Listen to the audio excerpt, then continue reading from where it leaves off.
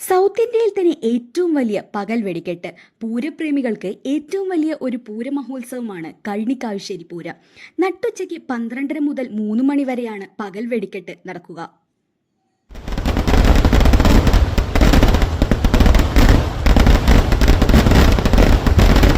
എല്ലാവർക്കും നമസ്കാരം.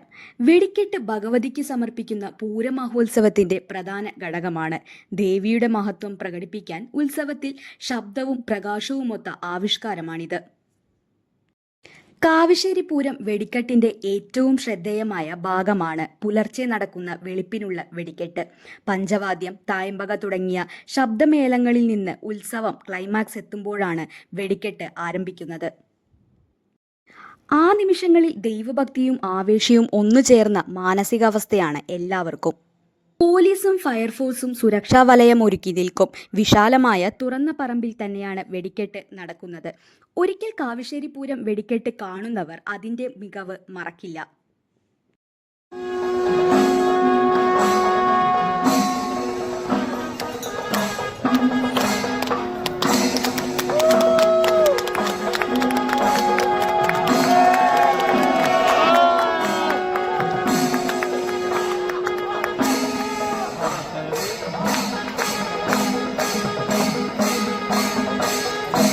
ശബ്ദം, പ്രകാശം, ആരാധന, ആവേശം എല്ലാം ഒരുമിച്ച് അനുഭവപ്പെടുന്ന ഉത്സവം.